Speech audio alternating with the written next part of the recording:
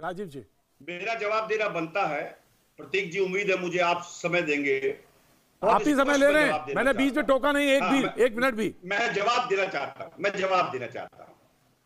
येदियुरप्पा जी जो देश के कर्नाटका प्रदेश के चीफ मिनिस्टर हैं, वो एक पूर्व मुख्यमंत्री की बेटी में शामिल होते हैं, तब आपकी कहीं कोई जवाब नहीं खुलती, आपके मुंह में दही जम जाता है, क्योंकि वो ताकतवर लोग हैं। देश के किसान के साथ यदि रणदीप सुरजेवाला खड़े होते हैं, देश के दिहाड़ी मजदूरों के साथ यदि कांग्रेस खड़ी होती है, उनकी आवाज उठाती है, तो आप लोग पूंजीपतियों की सरकार है। पूंजीपतियों की सरकार हम लोगों को घेरने की कोशिश करती है। देश के किसान का क्या रबी फसल नहीं बिकनी चाहिए? यदि किसान की फसल नहीं बिकेगी तो खरीफ की फसल कैसे वो पैदा करेगा? खरीफ की फसल पैदा नहीं होगी तो क्या देश में आप भुखमरी चाहते हैं? देश के किसान की आवाज उठाना प्रत्येक दल का दायित्व, चाहे वो भारतीय जनता पार्टी है, कांग्रेस है या अन्य दल है। कांग्रेस अपनी जिम्मेदारी समझती है। यासिर भाई, मैं आपसे पूछना चाहता हूं, देश की सरकार को जवाब देना होगा कि देश के दिहाड़ी मजदूरों को क्या मदद कर रही है सरकार? देश के किसानों को क्या मदद कर रही है सरकार? देश के मिडिल क्लास जिनकी नौकरियां जा रही है, उनकी क्या मदद कर रही है सरकार? उनको कौन सा पैकेज देगी? मेरे मिडिल क्लास के भाई बहनों की नौकरियां जा रही हैं, उन नौकरियों को बली वारिस कौन होगा? इस बारे में तो सरकार को कोई पैकेज लेके आना ही पड़ेगा। जी जी, ममता आ गया। ममता जी, ये बोलिए, आप एक पॉइंट आप रेज करना चाह रही, फिर मैं मौलाना आपके पास आ रहा हूं, मौलाना अली कादिर के पास आ रहा हूं। जी ममता। जी प्रतीक जी, पहली बात तो मैं राजीव त्यागी जी से ये बोलना चाहती हूं कि राजीव भाई धन्यवाद ये बोलने के लिए कि मैं यहां इस चैनल में किस हैसियत से बैठी हूं।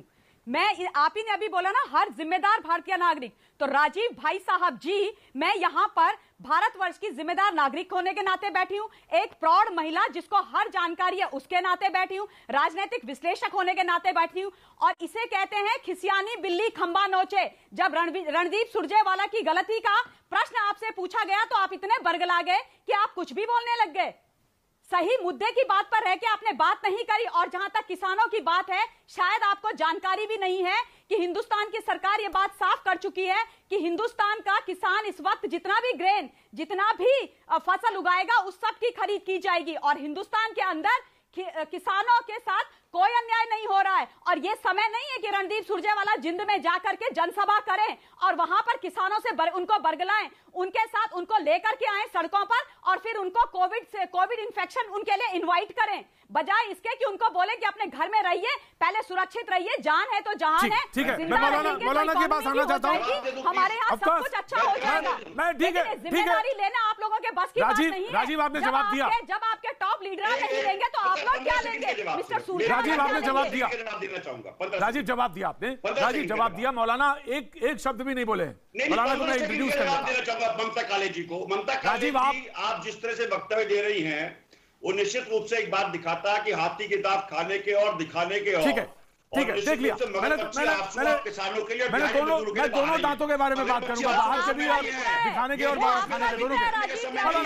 मौलाना कादिर